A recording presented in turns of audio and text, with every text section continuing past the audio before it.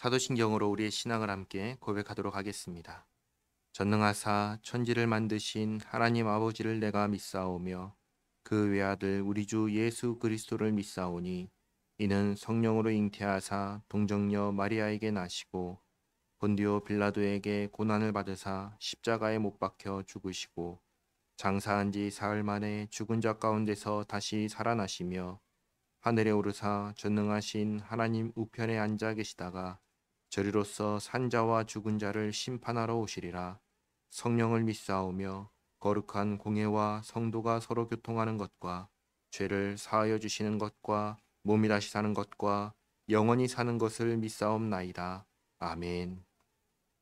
찬송가 278장 찬양하겠습니다. 찬송가 278장입니다. 여러 해 동안 주 떠나 세상 연락을 즐기고 저 흉악한 죄에 빠져서 주 은혜를 잊었네. 오 사랑의 예수님, 내 맘을 곧 엽니다. 곧 들어와 나와 함께하며 내 생명이 되소서. 죄악에 죽을 인생을 심히 불쌍히 여기사 저 하늘의 영광 버리고 이 세상에 오셨네. 오 사랑의 예수님, 내 맘을 곧 엽니다. 곧 들어와 나와 함께하며 내 생명이 되소서. 홍포를 입은 구주는 가시면류관 쓰시고 저 십자가 높이 달리사 그 아픔을 참았네. 오 사랑의 예수님, 내 맘을 곧 엽니다. 곧 들어와 나와 함께하며 내 생명이 되소서. 미련한 우리 인생은 주의 공로를 모르고 그 쓸쓸한 사막 가운데 늘 헤매고 다녔네. 오 사랑의 예수님, 내 맘을 곧 엽니다. 곧 들어와 나와 함께하며 내 생명이 되소서. 아멘. 아멘. 오늘 함께 읽을 말씀은 마태복음 3장 1절에서 12절까지 말씀입니다. 마태복음 3장 1절에서 12절까지 말씀을 제가 읽도록 하겠습니다. 그때에 세례 요한이 이르러 유대 광야에서 전파하여 말하되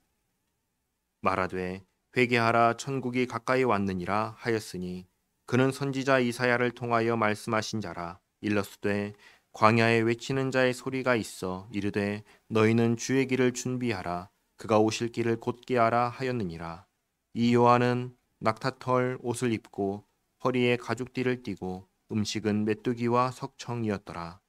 이때 예루살렘과 온 유대와 요단강 사방에서 다 그에게 나와 자기들의 죄를 자복하고 요단강에서 그에게 세례를 받더니 요한이 많은 바리새인들과 사두개인들이 세례 베푸는 대로 오는 것을 보고 이르되 독사의 자식들아 누가 너희를 가르쳐 임박한 진노를 피하라 하더냐.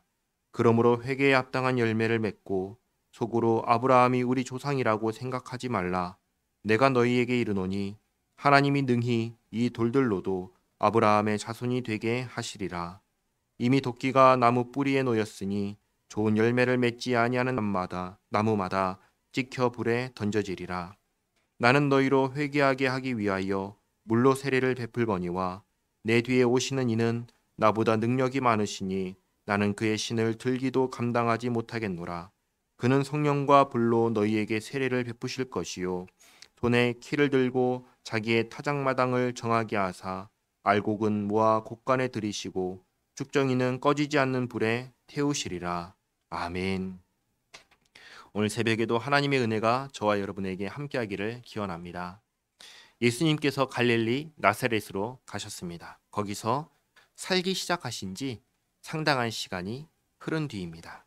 1절 말씀에 그때에 세례 요한이 이르러 유대 광야에서 전파하여 말하되 회개하라 천국이 가까이 왔느니라 하였으니 그는 선지자 이사야를 통하여 말씀하신 자라. 세례 요한도 구약 성경의 말씀을 성취하는 사람입니다. 특별히 어떤 역할로 성취하냐면 예수님을 맞이하는 역할로 구약 성경 말씀을 이루는 성취하는 사람입니다. 그래서 3절에 일러스되 광야에 외치는 자의 소리가 있어 이르되 너희는 주의 길을 준비하라 그가 오실 길을 곧게 하라 하였느니라. 이 요한은 낙타털 옷을 입고 허리에 가죽띠를 띠고 음식은 메뚜기와 석청이었더라. 요한의 이러한 복장은 선지자 중 한 사람인 엘리야를 상징합니다. 그래서 예수님께서 요한이 바로 엘리야다라고 말씀하십니다. 물론 구약의 엘리야가 다시 신약의 세례 요한으로 다시 태어난 것은 아닙니다. 그저 동일한 사명을 받았다라는 것을 말씀하신 것입니다. 똑같은 사람이 아니라 사명이 같다라는 것입니다. 5절에 이때 예루살렘과 온 유대와 요단강 사방에서 다 그에게 나와 자기들의 죄를 자복하고 요단강에서 그에게 세례를 받더니, 우리에게는 익숙하지만 이스라엘 백성들에게는 낯선 행동이 나옵니다. 이게 뭐냐면 죄를 자복하는 것과 세례를 받는 것입니다. 이러한 행동들은 구약 성경에는 나오지 않습니다. 물론 죄를 자복할 때가 있습니다. 언제냐면 죄를 범하고 제사장에게 나와서 속죄제와 속건제를 드릴 때입니다. 그때에도 제사장에게 죄를 자복하고 죄에 해당하는 제사를 드리고 피해자에게 보상을 했습니다. 그런데 이것은 어디에서 했냐면 성전에서 했습니다. 성전 밖에서 제사장이 아닌 사람에게 제사도 하지 않으면서 행하지는 않았습니다. 그러니까 이게 굉장히 낯선 행위인데 사람들이 찾아왔습니다. 한두 사람이 아니라 무수히 많은 사람들이 찾아왔습니다. 심지어 율법을 잘 아는 바리새인과 사두개인까지도 찾아왔습니다. 바리새인과 사두개인은 누구냐면 이스라엘을 다스리는 두 정치 집단입니다. 그리고 이스라엘의 정신적 지도자인 대제사장은 사두개인에 속해 있습니다. 그러니까 사두개인은 단순히 말하면 제사장 집안인 것이죠. 그런데 그런 그들까지도 다 찾아왔다는 것은 놀라운 일입니다. 7절 말씀 보시면 요한이 많은 바리새인들과 사두개인들이 세례 베푸는 대로 오는 것을 보고 이르되 독사의 자식들아 누가 너희를 가르쳐 임박한 진노를 피하라 하더냐 라고 말을 합니다. 여기서 몇 가지를 알게 되지요. 세례 요한의 세례를 받으면 임박한 진노를 피할 수 있다라고 생각을 했다는 것입니다. 둘째는 임박한 진노는 천국이 가까이 오는 것과 천국이 임하는 것과 관련이 있다고 생각했다는 것입니다. 세 번째로는 바리새인과 사두개인들이 이러한 생각에 공감했다는 것입니다. 마지막으로 세례 요한은 그런 바리새인과 사두개인들을 독사의 자식이라고 말을 했습니다. 왜 세례 요한은 바리새인과 사두개인을 향하여 독사의 자식이라고 말을 했을까요? 지금 여기 모인 모든 사람들은 다 세례 요한에게 죄를 자복합니다. 그러니까 죄 없는 사람이 없습니다. 그리고 바리새인과 사두개인도 똑같이 죄인입니다. 똑같은 죄인인데 그럼에도 불구하고 그들을 향하여 독사의 자식이라고 말을 합니다. 왜 그럴까요?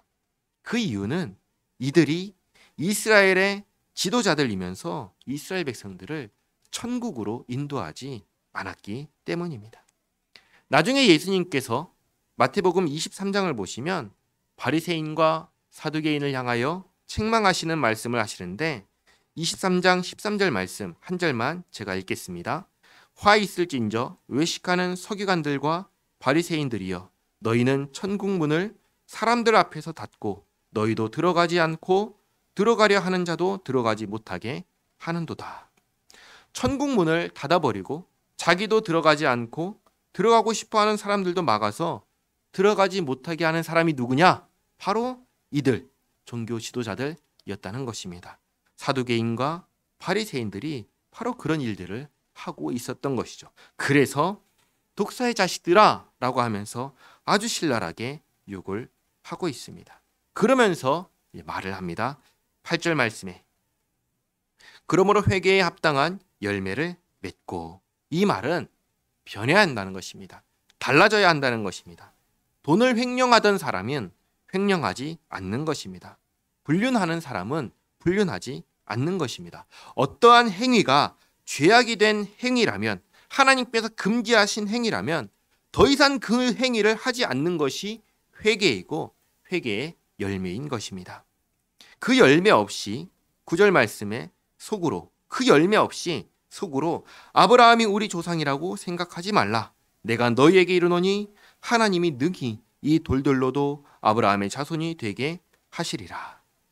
창세기를 보면 하나님께서 아브라함에게 복을 약속하셨습니다. 이 복은 아브라함과 아브라함의 후손에게 하신 약속입니다.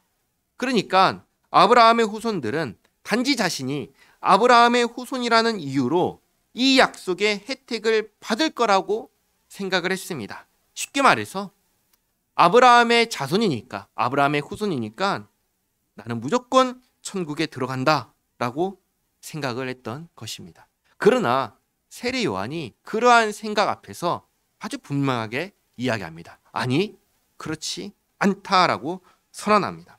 아브라함의 후손이라서 천국에 들어가는 것이 아니라 회개하지 않으면, 그래서 회개의 열매가 없으면 천국에 들어가지 못한다라고 분명하게 선언합니다.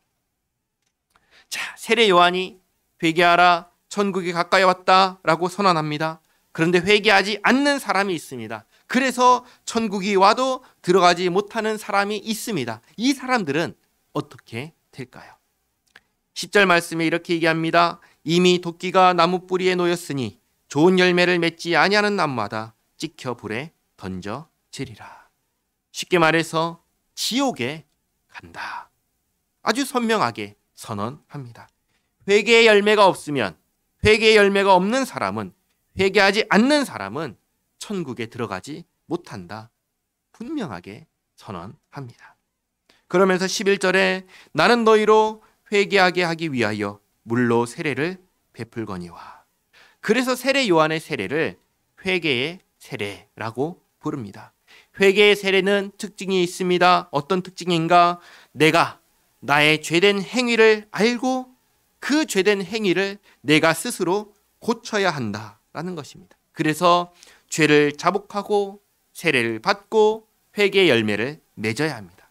이게 세례 요한이 베푼 회개의 세례인데, 내 뒤에 오시는 이는 그가 누구죠? 예수님이시죠. 예수님은 나보다 능력이 많으시니 나는 그의 신을 들기도 감당하지 못하겠노라. 그는 성령과 불로 너희에게 세례를 베푸실 것이요 손에 키를 들고 자기의 타작마당을 정하게 하사 알곡은 모아 곳간에 들이고 쭉정이는 꺼지지 않는 불에 태우시리라. 세례 요한이 이렇게 생각한 것입니다. 예수님께서 오시면 곧바로 알곡과 쭉정이를 구분해서 알곡에 해당하는 사람은, 그러니까 회개의 열매가 있는 사람은 곳간에 천국에 들여보내고, 쭉정이에 해당하는 사람은, 회개의 열매가 없는 사람은 지옥에 보내신다고 생각했습니다. 이 일이 언제 일어나는가? 내 뒤에 오시는 그분이 오실 때 즉시 당장에 일어날 거라고 생각했습니다.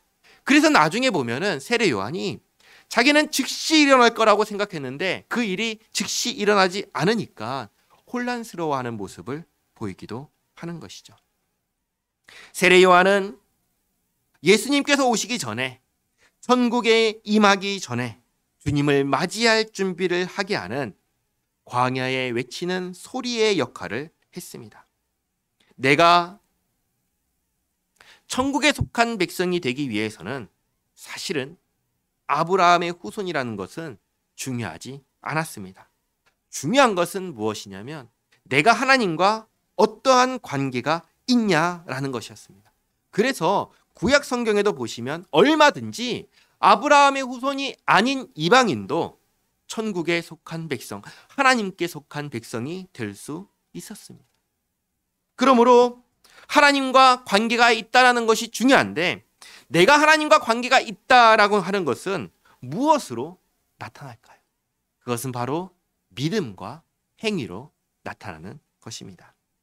하나님께서 나의 하나님이 아니시라면 나는 하나님의 말씀에 순종하지 않을 것입니다. 왜냐하면 나는 하나님과 상관이 없는 사람이기 때문입니다. 하지만 하나님께서 나의 하나님이시라면 나는 하나님의 말씀에 순종으로 반응할 것입니다. 왜냐하면 하나님께서 나의 하나님이시기 때문입니다. 그러니까 혈통이 중요해요? 중요하지 않아요? 혈통은 중요하지 않아요. 그러나 혈통이 중요하다고 착각하는 사람들이 있었던 것입니다. 그래서 세례 요한이 주님의 오실 길을 준비하면서 분명하게 얘기하는 것입니다. 중요한 것은 혈통이 아니라 하나님의 말씀 앞에서 회개하고 돌이켜 하나님의 말씀대로 사는 삶의 열매가 있어야 한다라고 선언한 것입니다. 우리가 여기서 또 오해하지 말아야 될 것은 이것은 완벽하냐 모자라냐의 문제가 아니라는 것입니다. 예를 들어 예수님께서 서로 사랑하라고 하셨습니다. 그러면 얼마만큼, 어떠한 형태, 어떠한 모습으로 사랑해야 할까요? 이것은 계량할 수가 없는 것입니다. 정할 수가 없는 것입니다. 그러나 중요한 것은 사랑하라고 하셨으니까 사랑한다라는 것 자체입니다. 이게 이러한 마음, 이러한 반응이 있냐 없냐의 문제인 것입니다. 얼마나 잘하고 얼마나 완벽하게 하느냐, 그거의 문제가 아니라 주님께서 사랑하라고 하셨으니까 사랑합니다, 이것이 있느냐, 이게 중요한 것입니다.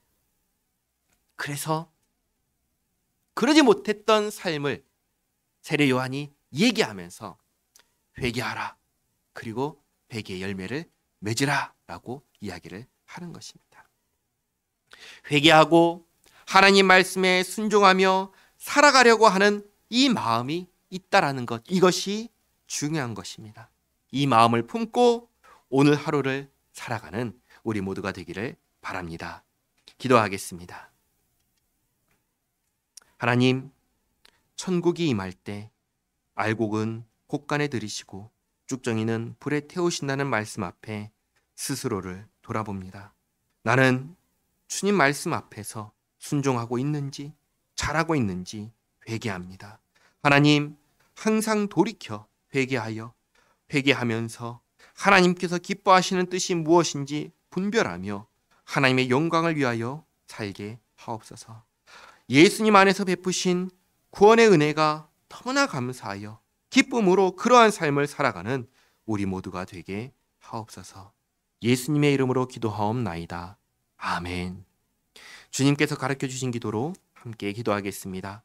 하늘에 계신 우리 아버지여, 이름이 거룩히 여김을 받으시오며 나라가 임하시오며 뜻이 하늘에서 이루어진 것 같이 땅에서도 이루어지이다.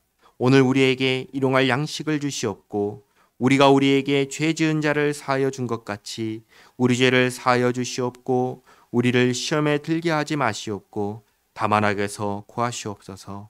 나라와 권세와 영광이 아버지께 영원히 있사옵나이다. 아멘.